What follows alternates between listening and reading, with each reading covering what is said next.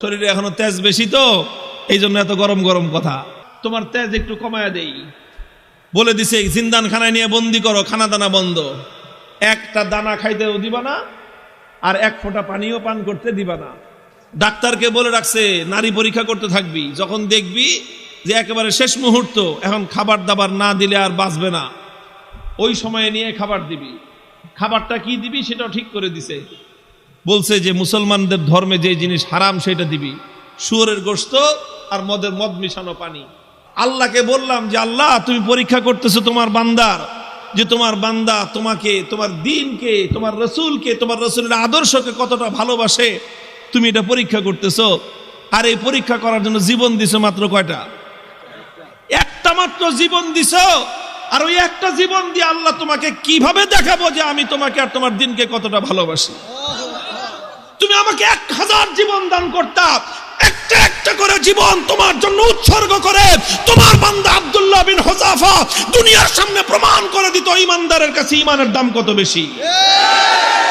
উলামায়ে কেরাম, আহলে হক, হকের ঝান্ডাবাহীরা যদি হকের উপর অটল আর মজবুত থাকে, আল্লাহর পক্ষ থেকে সাহায্য আসে, প্রতিপক্ষ মাথা নত করতে বাধ্য হয়।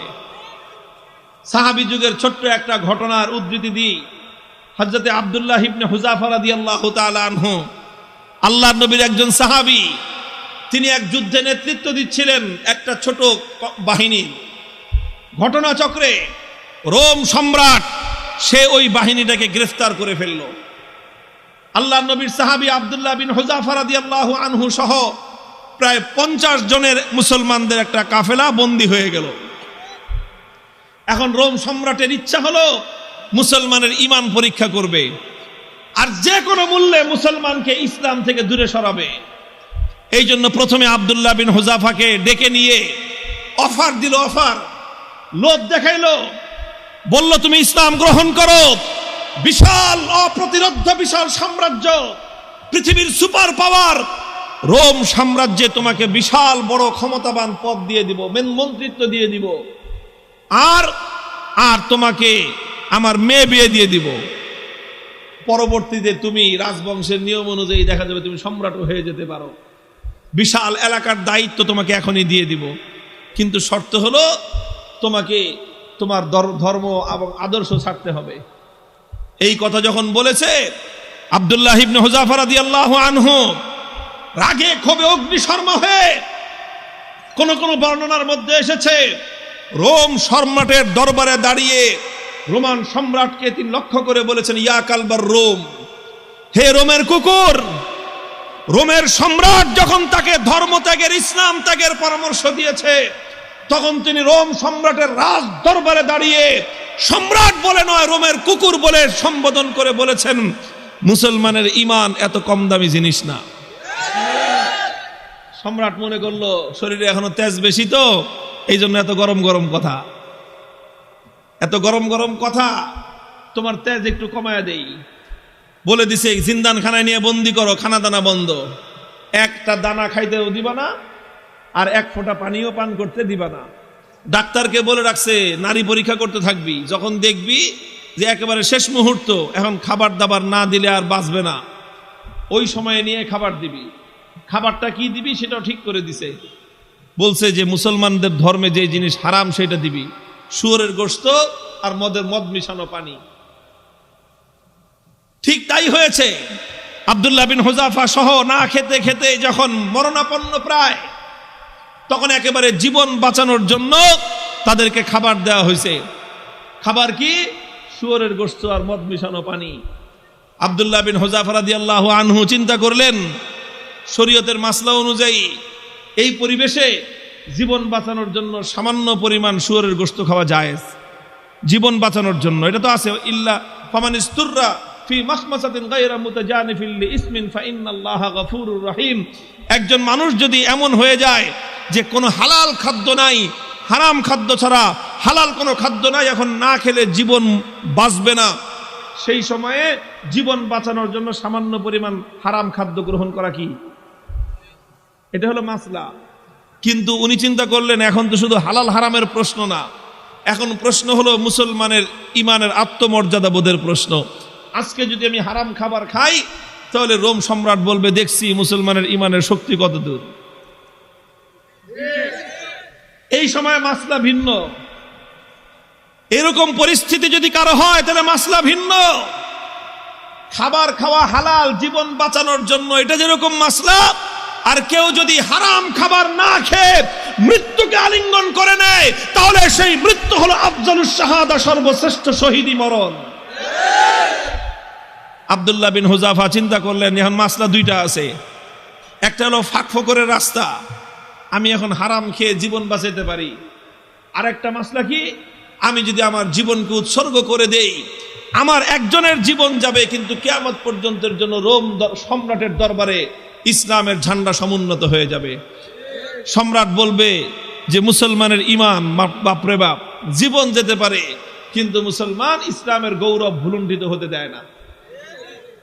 তিনি খান নাই, লাথি মারছেন একটা, এক লাথিতে সমস্ত শুয়োরের গোশত আর মদের পাত্রগুলো ভেঙ্গে চূর্ণ বিচূর্ণ হয়ে গেছে। এখন সম্রাট ডাক্তারের কয় কিরে তুই না কইলি জীবন বলে বাঁচবে না, তেজ দিকে এখন অত। ডাক্তার কয় আমাদের ডাক্তারি মতে তো এত তেজ থাকার কথা না, এটা তো ডাক্তারি মতের তেজ না, এটা তো ইমানি তেজ। এই তেজ এটা শরীরের তেজ না, এটা রুহের তেজ। এটা শরীরের শক্তি নয়, এটা আত্মার শক্তি। যে ইমানদার আল্লাহর ইমান, আল্লাহর উপর আস্থা এবং ভরসাকে দুনিয়াদারদের সামনে মাথা উঁচু করে দাঁড় করাবার চেষ্টা করে, আল্লাহ পাক তার আত্মার মধ্যে অফুরন্ত শক্তি দান করেন। আব্দুল্লাহ বিন হুযাফা যখন এটা করলেন, এবার রোম সম্রাট বলে যে দুইবার খেললাম, দোনো খেলায় হারছি। দুইবার হলো না, প্রথমবার লোভ দিছে, জিতছে না হারছে। দ্বিতীয়বার খাওয়ান দাওয়ান বন্ধ করে টাইট দিছে, জিতছে না হারছে। এবার কয় ফাইনাল খেলা, খেলা হবে। কি খেলা? ফাইনাল খেলা হবে। কার সাথে?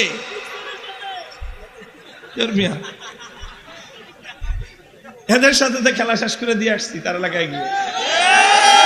ওখানে কোনো খেলা নাই, এখানে তো অফার করেছি আসো, আমাদের দুয়ার সবার জন্য উন্মুক্ত, বন্ধুত্বের হাত প্রসার করে দিয়েছি আমরা। তোমরা ভুল করতে পারো, আমাদের দায়িত্ব হলো তোমাদের ভুল শুধরে দেয়া। রোম সম্রাটের সাথে খেলা হবে আব্দুল্লাহ বিন হুযাফার।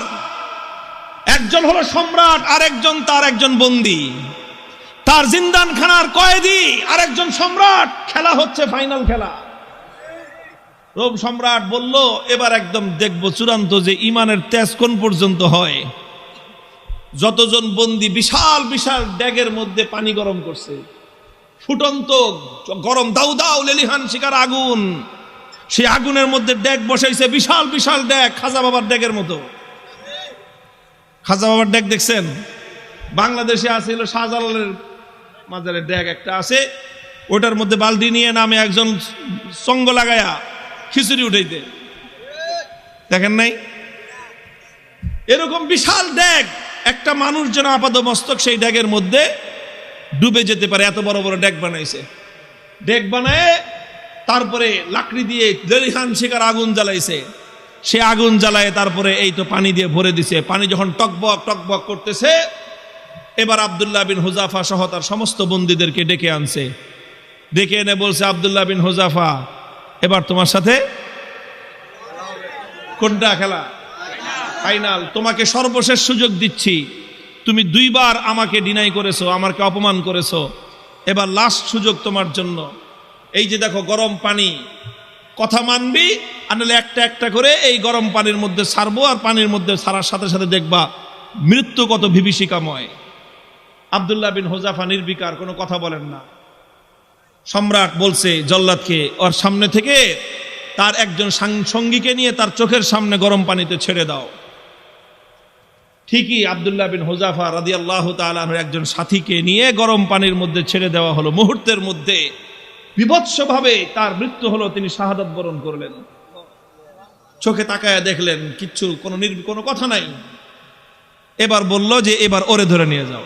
আব্দুল্লাহ বিন হুযাফা রাদিয়াল্লাহু তাআলা আনহুকে এবার ধরে নিয়ে যাওয়া শুরু করলো। বাদশা খেয়াল করতেছে যে মনোভাবটা কি চেঞ্জ হয় কিনা, একটু অন্তত ভয় পায় কিনা। একটু ভয় পাইলেও মনে করবে যে যাক কোন রকম মর্যাদাটা রক্ষা পাইছে, ফাইনাল খেলা ড্র ঘোষণা করে দেওয়ার একটা ধান্দা খুঁজতেছে। যখন আব্দুল্লাহ বিন হুযাফাকে নিয়ে যাওয়া হচ্ছে, ইতিহাসের কিতাবগুলোর মধ্যে লেখা হয় ওনার চোখ দিয়ে দরদর করে পানি পড়তে আরম্ভ করলো। তো বাদশাহ মনে করছে কাম হয়েছে, মনে হয় কাজ হয়েছে, মনে হয় ভয় পাইছে, কেবল ডাক দিছে, এই ফিরে আনো। জিজ্ঞেস করতেছে কি ব্যাপার, ভয় পাইছো? যদি ভয় পেয়ে থাকো সারেন্ডার করো, এখনো তোমার জন্য সে আমার অফার অব্যাহত আছে, তুমি তোমার ধর্ম ছেড়ে আমাদের দলে যোগ দাও, সঙ্গে সঙ্গে আমি তোমাকে রোম সাম্রাজ্যের বিশাল ক্ষমতাবান পদ দিব তোমাকে। আর যদি না মানো তাহলে তোমাকে কিন্তু খালি চোখের পানি দেখে আমি ছাড়বো না, তোমাকে গরম পানির মধ্যে নিক্ষেপ করে নির্মমভাবে তোমাকে হত্যা করব। আব্দুল্লাহ বিন হুযাফা বলেন, কারে তুমি কি মনে করছো এই মৃত্যু দেখে ভয় পেয়েছি? না, তোমার এই মৃত্যুর এই বিভীষিকা দেখে আমি ভয় পাই নাই। তাহলে কান্দো কেন? পরে কান্দি, চোখের আমারে পানি, হে রোম সম্রাট, তোমাকে দেখাবার জন্য নয়, আমার চোখের অশ্রু তো দুনিয়ার কোন মানুষকে দেখাবার জন্য নয়, আমি আমার জীবন সায়ান্নে মৃত্যুর মুখোমুখি দাঁড়িয়ে আমার রব্বুল আলামিনকে দেখানোর জন্য দুফোঁটা তপ্ত অশ্রুর নজরানা তার কদমে পেশ করলাম। আল্লাহকে বললাম যে আল্লাহ, তুমি পরীক্ষা করতেছো তোমার বান্দার, যে তোমার বান্দা তোমাকে, তোমার দ্বীনকে, তোমার রাসূলকে, তোমার রাসূলের আদর্শকে কতটা ভালোবাসে, তুমি এটা পরীক্ষা করতেছো। আর এই পরীক্ষা করার জন্য জীবন দিছো মাত্র কয়টা? একটা মাত্র জীবন দিছো। আর ওই একটা জীবন দিয়ে আল্লাহ তোমাকে কিভাবে দেখাবো যে আমি তোমাকে আর তোমার দ্বীনকে কতটা ভালোবাসি? তুমি আমাকে 1000 জীবন দান করতা, একটা একটা করে জীবন তোমার জন্য উৎসর্গ করে তোমার বান্দা আব্দুল্লাহ বিন হুযাফা দুনিয়ার সামনে প্রমাণ করে দিত ঈমানদারের কাছে ঈমানের দাম কত বেশি। তো এই জন্য কান্দি বেটা, আহাম্মক জানি কথাটা। তুই মনে করছিস যে মুসলমান জীবনের মায়ায় কান্দে? আরে মুসলমান তো বিশ্বাস করে যে যতদিন বেঁচে আছি ততদিন কষ্টে আছি, আল্লাহর জন্য জীবন দিব আর জান্নাতে যাব। কি বলেন? সন্দেহ আছে? আল্লাহর জন্য জীবন দেওয়ার মধ্যে আর জান্নাতের মধ্যখানে কোনো দূরত্ব নাই, কোনো দূরত্ব নাই। তুমি জীবন দিবা আল্লাহর জন্য আর জান্নাতে যাবা। তাহলে ভয় কারে দেখাও মিয়া? আমার কাছে একটা জিনিসই আমার বুঝে আসছে, যে বেটা তোমরা যদি বাতিলের উপর থেকে নমনীয় না হতে পারো, আমি হকের উপর থেকে নমনীয় কোন দুঃখে হব?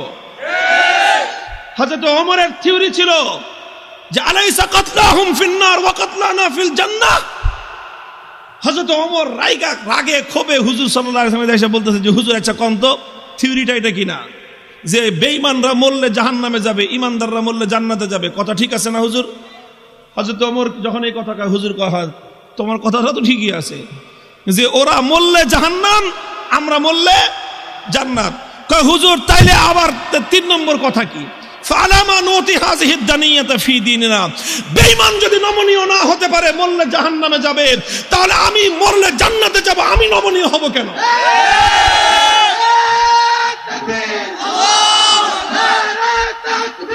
আল্লাহু আকবার, হুশিয়ার সাবধান, ইসলামের শত্রুরা। আরে বেঈমানরা যদি বাতিলের পথ ছাড়তে না পারে, ঈমানদাররা হকের পথ ছাড়বে কেন?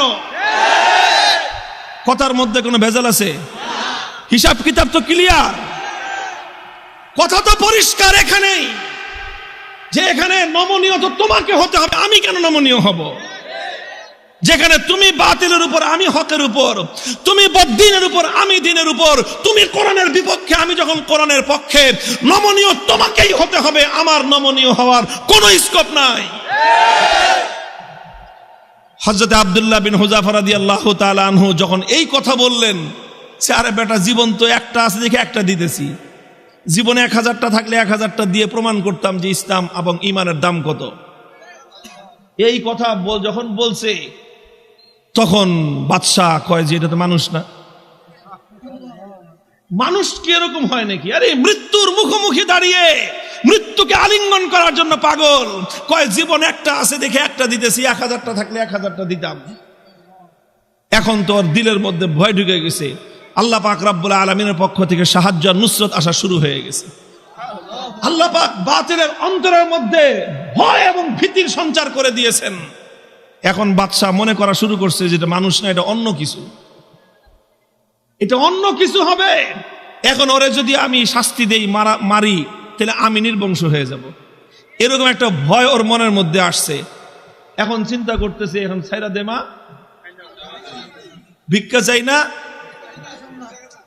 এই অবস্থা হয়েছে। এখন সে রাস্তা খুঁজতেছে যে কেমনে এখন এর থেকে বাইচা আসা যায়। এখন যদি আব্দুল্লাহ বিন হুযাফাকে এমনি মুক্তি দিয়ে দেয়, নিজের মান মর্যাদা যা আছে, প্রেস্টিজ সব বেলুনের মতো ফুটো হয়ে যাবে। এখন বলে যে ঠিক আছে, ঠিক আছে, তোমার কিচ্ছু করা লাগবে না, ইমান ছাড়া লাগবে না, ইসলাম ছাড়া লাগবে না, কোনো কিছু করা লাগবে না, তুমি শুধু একটা কাজ করো, আমার কপালের মধ্যে একটা চুমা দিয়ে দাও, তোমাকে ছেড়ে দিব। আব্দুল্লাহ বিন হুযাফা বলেন, শুধু আমাকে একা ছাড়বা না, আমার 50 জন সাথী সঙ্গী সবাইকে ছাড়বা। কয় না, খালি 50 জন না, তুমি যদি আরো নাম কও, ওগুলি সব ছেড়ে দিবে। তিনি চিন্তা করেন, আল্লাহর পক্ষ থেকে নুসরত আসছে, আল্লাহর পক্ষ থেকে সাহায্য এসেছে। আল্লাহ পাক একজন বন্দির সামনে একটা সম্রাটের মাথা নত করে দিয়েছেন। কুদরত কার হাতে? ফাইনাল খেলায় জিতছে কে? কে জিতছে? হযরতে রাসূলের সাহাবী জিতেছেন, সম্রাট পরাভূত হয়ে গেছে। কথা বলেন ঠিক না বেঠিক? তিনি চিন্তা করলেন যে আমার একটা কাজ, এই কাজের দ্বারা তো ইসলামের গৌরব নষ্ট হবে না, আর সঙ্গী সাথীদের জীবন বেঁচে যাবে। ঠিক আছে, তাও ওনার আত্মমর্যাদা এতটা বেশি যে সরাসরি কাফেরের কপালে চুম্বন দিবেন, আত্মমর্যাদায় বেঁধেছে। কাফেরের কপালে নিজের পাঞ্জাবির আস্তিন রাখছেন, আস্তিন দেখে নিজের পাঞ্জাবির হাতের উপর চুম্বন করেছেন। বাদশা কয়ে যেমনি হোক, সম্মানটা তো বাঁচছে আমার, কোন রকম তো বাঁচছে। আমি খালি বলতে পারলাম যে না না না, আমি হারি নাই, হুযাফার সাথে আমার একটা মিউচুয়াল আন্ডারস্ট্যান্ডিং হয়েছে, সেইভাবে কাম হয়েছে। বাস সব বন্দীদেরকে মুক্তি দিয়ে দিয়েছেন।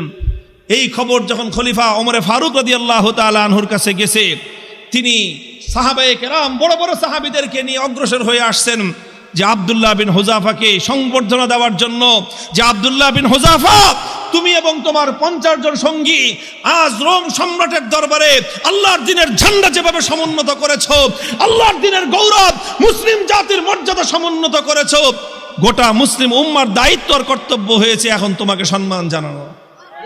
এই জন্য আমি স্বয়ং খলিফা তোমাকে ইস্তেকবালের জন্য সামনে অগ্রসর হয়ে আসছি। মুহতারাম হাজিরিন, উলামায়ে কেরামকে বলি, আর আলেমদের সাথে যারা আছেন তাদেরকে বলি, হকের উপর অটল থাকতে হবে। জীবন যাওয়া না যাওয়াটা বড় প্রশ্ন নয়, বড় প্রশ্ন হলো আমার জীবনটা হকের পথে গেল কিনা। জীবনের শেষ মুহূর্ত পর্যন্ত ইসলামকে, আল্লাহর দ্বীনকে বিক্রি করে ব্যক্তিগত স্বার্থ উদ্ধার করা যাবে না। আল্লাহ পাক তৌফিক দান করেন, আমিন বলেন।